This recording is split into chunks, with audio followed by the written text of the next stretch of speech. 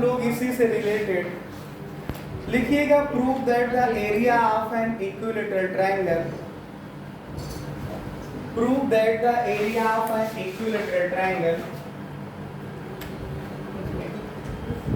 Prove that area of an equilateral triangle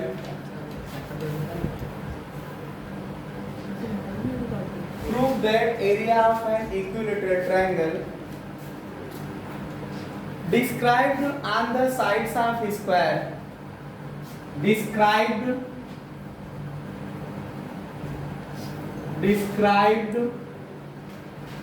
on the sides of a square is half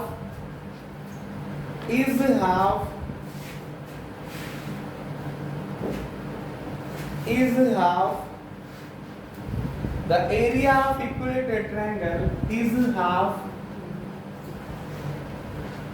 the area of an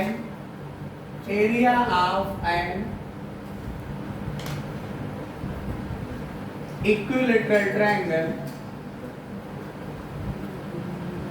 an equilateral triangle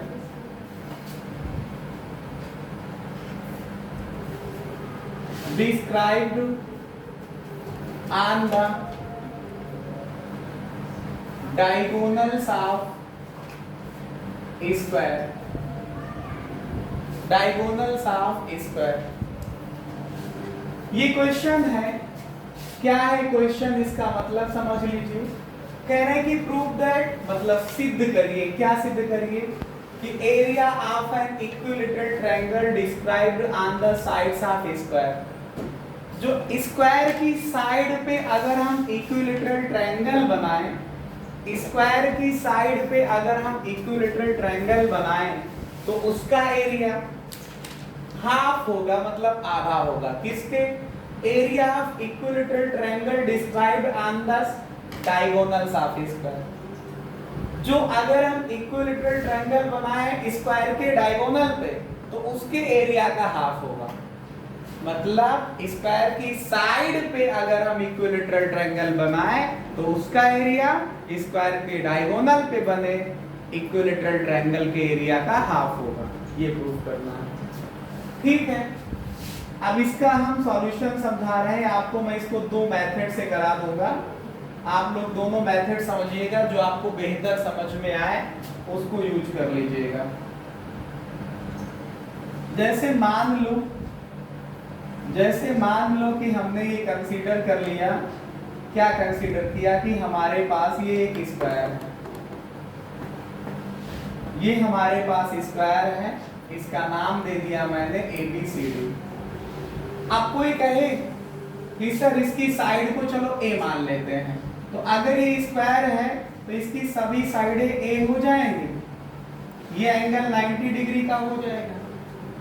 तो कोई diagonal चाहे AC निकाल लो चाहे BD निकाल लो, समझ पा रहे हो? कोई भी डायगोनल चाहे AC निकाल लो चाहे BD निकाल लो। तो लेट अस कंसीडर, माना ABCD is I square, ABCD is I square, ABCD एक स्क्वायर है इन विच जिसमें AB जो साइड है वो A यूनिट की है। तो ऑब्वियसली सी बात है, अगर एक साइड बताई गई तो फिर आपको पता है कि चारों साइडें इक्वल होंगी। In right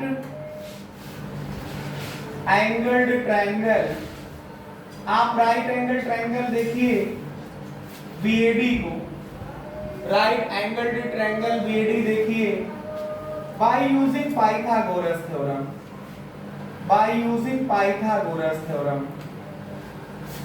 Pythagoras theorem, Pythagoras theorem का यूज करिए तो क्या होता है, हाइपोटेनस का square is equal to base square plus perpendicular square. आप लोगों को ये पहले से पता रहता है। तो हाइपोटेनस यहाँ पे देखिए तो क्या है, डायगोनल BD, इसका स्क्वायर, परपेंडिकुलर क्या है ए और बेस क्या है ये भी ए, तो ए स्क्वायर प्लस ए स्क्वायर। यहां से अगर आप लोग बीडी निकालोगे, देखिएगा बीडी स्क्वायर की वैल्यू ए स्क्वायर प्लस ए स्क्वायर का मतलब 2a स्क्वायर। यहां से अगर आप बीडी निकालोगे तो स्क्वायर हटेगा तो इस तरफ अंडर रूट लग जाएगा, 2 का पेयर नहीं बनेगा, इसका फैक्टर अगर आप कर लो ए स्क्वायर का तो a इंटू ए इसका पेयर बन जाएगा, अंडर रूट के अंदर 2 बचेगा, a बाहर हो जाएगा, इतने यूनिट आ जाएगा। ये बीडी निकल गया। अब क्वेश्चन में जो कहा गया था थोड़ा सा उस पे फोकस करिए। क्वेश्चन में हमारा टारगेट था कि किसी साइड पे जो इक्विलेटरल ट्रायंगल बनेगा। अब किसी भी साइड पे आप लोग इक्विलेटरल ट्रायंगल बना सकते हो, देखो कैसे, ये 4 साइडें हैं, इक्विलेटरल ट्रायंगल बनाना बहुत आसान होता है। आप लोग समझिए, कभी आपसे कहा जाए कि with the help of compass and pencil find या form an equilateral triangle of side a centimetre या 5 सेंटीमीटर या 10 सेंटीमीटर। जैसे 10 सेंटीमीटर कहा तो 10 सेंटीमीटर की आप एक लाइन ड्रा कर लीजिए या लाइन सेगमेंट कहिए इसे, तो एक हमने लाइन सेगमेंट ड्रा किया, इसका जो भी नाम देना हो आप दे दीजिए। एक कंपास की नोक यहां रखिए, कंपास में जो सेटेड पेंसिल होगा उसकी नोक यहां रखिए, इसको ऐसे करने के बाद एक आर्क लगा दीजिए, ऐसे एक आर्क बन जाएगा। वही काम ए को सेंटर मान करके करिए, तो ये एक ऐसे आर्क आएगा जो दोनों पॉइंटों पे कट करेगा, इसको यहां से मिला दीजिएगा तो ये इक्विलेटरल ट्रायंगल बन जाएगा। बहुत आसान होता है इक्विलेटरल ट्रायंगल बनाना। किसी को कोई सच समस्या सवाल? अगर ये फिगर आप लोग बना रहे हैं अपनी कॉपी में तो कंपास की हेल्प से ए को पहले एक आर्क नाप लीजिए, इतना कंपास पे जो आर्क नापना आपको नाप लीजिए, फिर एक बार ए को सेंटर मान करके ऐसे आर्क लगा दीजिए, एक बार बी को सेंटर मान करके ऐसे लगा दीजिए, जहां पे कट करे इसको यहां से मिला दीजिए, तो ये इक्विलेटरल ट्रायंगल बन करके तैयार हो जाएगा। इसको नाम दे दीजिए AEB। हेलो, ये इक्विलेटरल ट्रायंगल बन के तैयार हो जाएगा, तो ये सभी एंगल कितने कितने डिग्री के होंगे? इक्विलेटरल ट्रायंगल है तो 60 डिग्री के होंगे ही होंगे। अब दूसरा ट्रायंगल हमको कहां पे बनाना था? डायगोनल पे, स्क्वायर ऑफ द डायगोनल। क्या दूसरा ट्रायंगल हमको बनाना था? डायगोनल ऑफ स्क्वायर पे, स्क्वायर के डायगोनल, स्क्वायर का डायगोनल BD है, ध्यान से समझिए। अब BD को साइड मान करके इक्विलेटरल ट्रायंगल बनाइए, तो एक बार D पे आर्क रखिए, हेलो, पेंसिल की नोक को D पे रखिए और कंपास की नोक को B पे रखिए, नाप लिया, नाप करके ऐसे आर्क यहां से खींच दीजिए, ऐसे ऐसे जाएगा। यही काम यहां से करिए तो ऐसे ऐसे आएगा। इन दोनों पॉइंटों को मिला दीजिए तो आपके पास ये इक्विलेटरल ट्रायंगल बन करके तैयार हो जाएगा। ये सभी एंगल कितने कितने के होंगे? ये भी 60 का होगा, ये भी 60 का होगा, तो ये भी 60 का होगा। इसको नाम दे दीजिए, इसको क्या कहते हैं हम? कोई नाम देना हो तो दे दीजिए, चलो जी कह देते हैं वर्टेक्स को। तो late ABE, triangle ABE is an equilateral triangle है, lateral triangle है। कहां पे बना है? कहां पे बना है ये? described on side AB पे and let triangle DGB, ये देखिए DGB क्या है? ये is an equilateral triangle है, इक्विलेटरल ट्रायंगल है। ये कहां पे बना है? Described on diagonal BD of square, square के डायगोनल BD पे बना है। अब जो हमको प्रूफ करना था उस पे आइए, फोकस करिए, करिए फोकस। आपसे कहा गया, क्या कहा गया?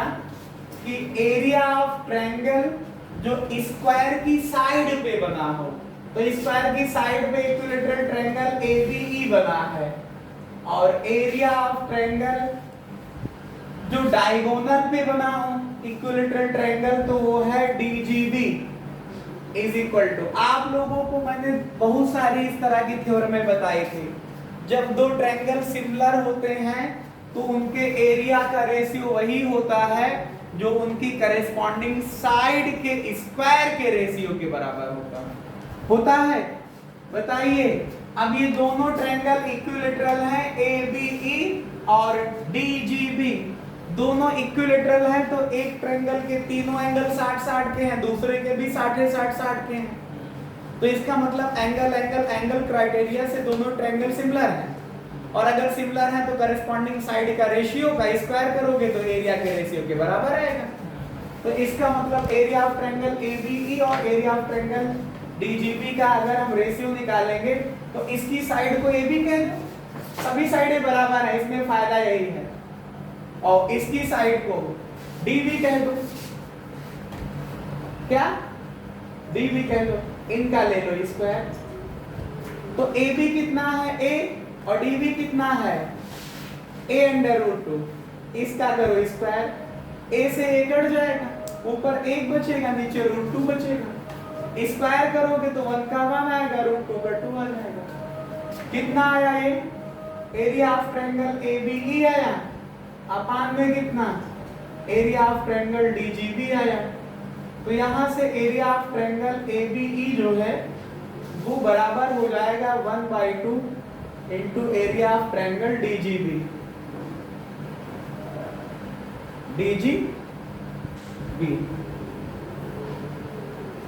यही प्रूफ करना था, ठीक है।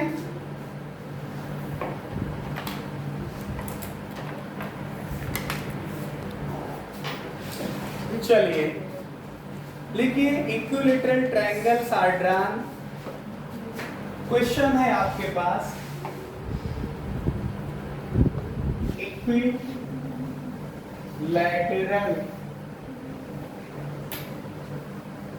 triangles are drawn on the sides of right angle triangle, on the sides of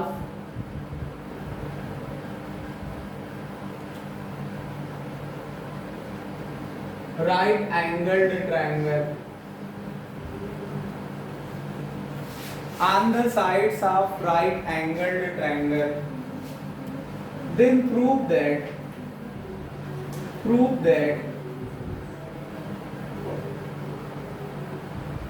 area of the triangle, then prove that area of the triangle, then prove that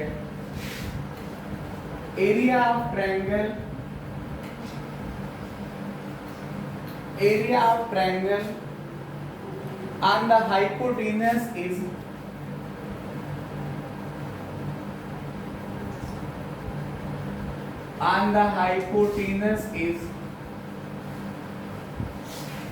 equal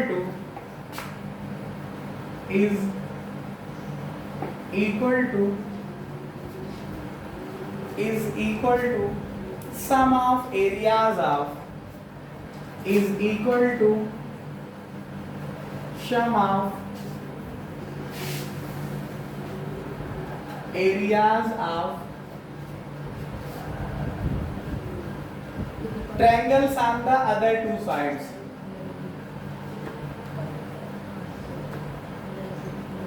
Triangles on the other two sides. कहने का ये मतलब है, question का मतलब क्या है समझिएगा। कह रहा है कि equilateral triangles are drawn on the sides of right angle triangle.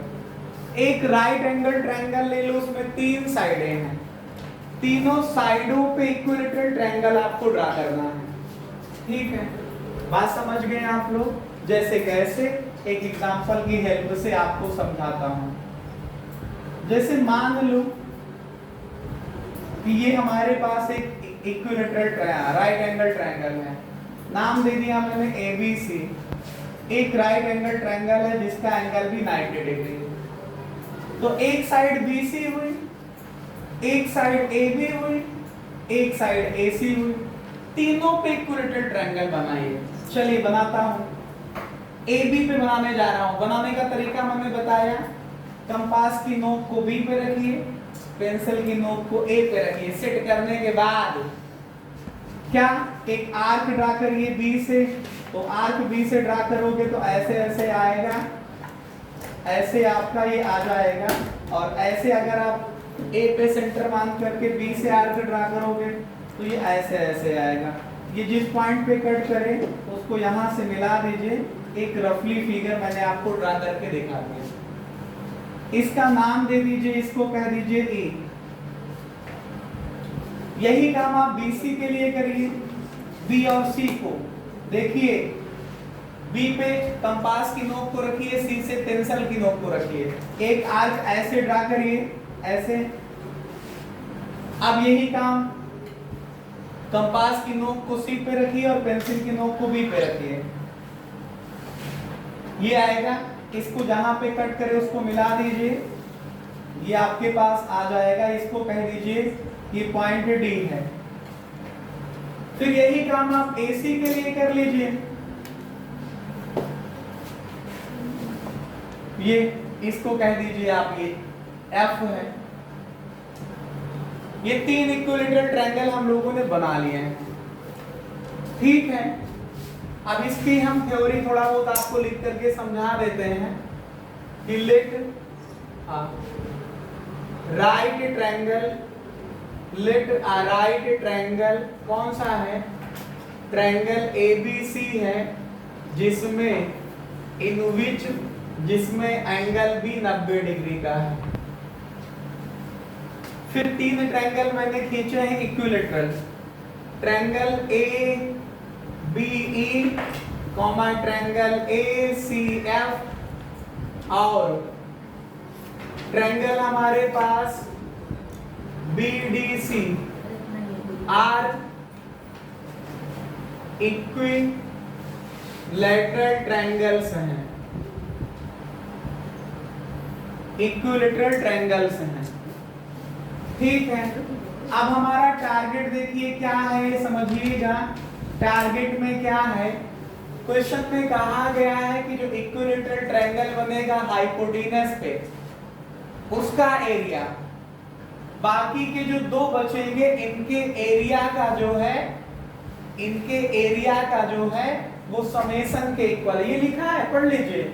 Prove that area of triangle on the hypotenuse, मतलब जो इक्विलेटरल ट्रायंगल बना है हाइपोटेनस पे वो इज इक्वल है, मतलब बराबर है किसके? जो अदर टू साइड पे ट्रायंगल बने हैं उनके एरिया के। तो इसका मतलब टारगेट क्या है कि एरिया ऑफ ट्रायंगल हाइपोटेनस पे कौन सा बना है? ACF। ACF कौन सा बना है? ACF। ये इक्वल है किसके? Area of triangle other two side पे। दूसरी साइड पे कौन सा बना है? ध्यान से देखिए आप लोग, ध्यान से देखिए इसको। तो क्या है हमारे पास?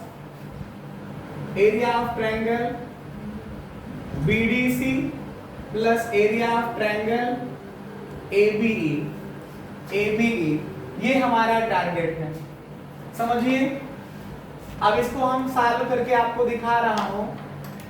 आप लोग दो ट्रायंगल देखिए। वैसे एक बात मैं आपको बता दूं आपकी जानकारी के लिए कि इक्विलेटरल ट्रायंगल जब भी चाहे छोटा बना हो चाहे बड़ा बना हो वो सिमिलर होते हैं, क्योंकि उसमें एंगल एंगल एंगल क्राइटेरिया हमेशा फॉलो करता है, क्योंकि सभी एंगल 60 अंश के होते हैं। तो एक ट्रायंगल के तीनों एंगल भी 60 के होंगे, दूसरे इक्विलेटरल ट्रायंगल के भी तीनों एंगल 60 डिग्री के होंगे या 60 डिग्री के होंगे। तो दोनों ट्रायंगल क्या होंगे? हमेशा सिमिलर होंगे, ठीक है। तो इन ट्रायंगल जो आप देखोगे AFC और ट्रायंगल देखोगे ABE, एंगल A और एंगल A दोनों में 60 का होगा। एंगल F और इसका एंगल B भी 60 का होगा। इसका एंगल C और इसका एंगल E 60 का होगा। मतलब ये देखो तो ये भी 60 का होगा, ये 60 डिग्री का होगा, ये 60 का होगा, ये 60 का होगा, ये 60 का होगा, ये 60 का होगा। तो इसका मतलब जो होगा कि ट्रायंगल ए एफ सी जो है वो सिमिलर है ट्रायंगल ए बी ई के, है। तो फिर वही एरिया का रेशियो आप ले लीजिए, ध्यान से देखिएगा। Area of triangle A B E upon area of triangle A C F, बताइए क्या आएगा? करेस्पॉन्डिंग साइड के स्क्वायर के सम के करेस्पॉन्डिंग साइड के स्क्वायर के रेशियो के बराबर। दो सिमिलर ट्रायंगल, ये देखिए दोनों सिमिलर ट्रायंगल हैं, इनके एरिया का रेशियो वही होगा जो इनकी करेस्पॉन्डिंग साइड के स्क्वायर का रेशियो होगा। तो ए बी के करेस्पॉन्डिंग कौन हो जाएगी? ए सी हो जाएगी। तो ये आपका ए बी स्क्वायर आ जाएगा, ये ए सी स्क्वायर आ जाएगी। क्वेश्चन फर्स्ट मान लीजिए। सिमिलरली इसी तरीके से अगर आप एरिया ऑफ ट्रायंगल ए, अगर आप area of triangle B D B D C निकालोगे और area of triangle A C F निकालोगे तो इसमें भी वही आप लिख सकते हो करेस्पॉन्डिंग साइड के स्क्वायर के रेशियो के बराबर। मतलब बीसी का रेशियो किसके साथ लिखोगे? बीसी स्क्वायर का रेशियो एसी स्क्वायर के साथ। अब आप इन दोनों इक्वेशन को ऐड कर लीजिए, इन दोनों इक्वेशन को ऐड कर लीजिए। किसको? Adding equation first and second. देखिए ऐड कर रहा हूं। एरिया ऑफ ट्रायंगल है आपके पास A B E upon area of triangle है A C F plus area of triangle हमारे पास है B C D upon area of triangle है ए सी एफ बराबर। देखिए आरएचएस को ऐड करिए, A B square upon A C square plus B C square upon A C square. थोड़ा से ध्यान से समझिए, इस तरफ देखिए दोनों का न्यूमरेटर बराबर है। चाहते तो मैं इसको पलट करके भी लिख सकता था, लेकिन इसी वजह से ACF को दोनों में मैंने नीचे लिखा है कि ऐड करते समय दोनों का न्यूमरेटर सेम रहे, तो ऐड करना आसान रहे। तो आप दोनों का न्यूमरेटर सेम है तो आएगा एरिया ऑफ ट्रायंगल ACF और ऊपर क्या आएगा? न्यूमरेटर, दोनों के डिनोमिनेटर सेम है तो न्यूमरेटर ऐड हो जाएंगे ना। दोनों भिन्न में जो है लेफ्ट हैंड साइड में देखिए तो दोनों का हर जो है बराबर है, डिनोमिनेटर बराबर है तो न्यूमरेटर ऐड हो जाएगा। तो एरिया ऑफ ट्रायंगल कितना आ जाएगा? न्यूमरेटर ऐड करो तो ABE plus area of triangle BCD आ जाएगा। यही हाल यहाँ पे भी है, दोनों के डिनोमिनेटर सेम है तो न्यूमरेटर को आप एज इट इज ऐड कर सकते हो, AB square plus BC square. अब एक बात आपको पता है कि सिंस जो ट्रायंगल ABC है इज राइट एंगल ट्रायंगल है ना, बोलो ये बात हमको पहले लिख लेनी चाहिए थी। ट्रायंगल राइट एंगल ट्रायंगल है तो पाइथागोरस थ्योरम अभी मैंने आपको समझाया, पाइथागोरस थ्योरम का यूज करोगे बाय पाइथागोरस थ्योरम का यूज करोगे तो क्या आएगा? हाइपोटेन्यूस ABC में देखिए ABC में हाइपोटेन्यूस 90 के अपोजिट होता है तो AC स्क्वायर बराबर other two side AB square plus BC square के सम के बराबर आ जाएगा। इसको इक्वेशन थर्ड कह दीजिए, इसको 4 कह दीजिए, ये वैल्यू ले जाकर के यहाँ पे पुट कर दीजिए। तो बाय इक्वेशन थर्ड एंड 4 देखिएगा एरिया ऑफ ट्रायंगल ABE आया plus area of triangle BCD आया, अपान में कितना है? एरिया ऑफ ट्रायंगल ACF आया। देखिए AB square plus BC square AC square दोनों बराबर हैं, ये मैंने यहाँ पे समझाया।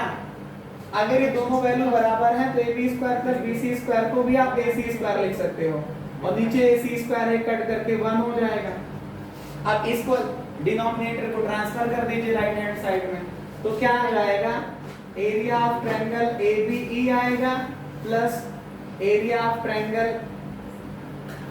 BCD आएगा बराबर एरिया ऑफ ट्रायंगल ACF आ जाएगा। यही तो आपको प्रूफ करना था कि जो ACF का एरिया होगा बराबर किसका होगा? अदर टू साइड पे बने इक्विलैटरल ट्रायंगल के एरिया के बराबर होगा। इस तरह से करते हुए मैंने पाइथागोरस थ्योरम का यूज करके कुछ आपको क्वेश्चंस कराए हैं। बाकी क्वेश्चन आपको ऐसे ही मैं कल कराऊंगा।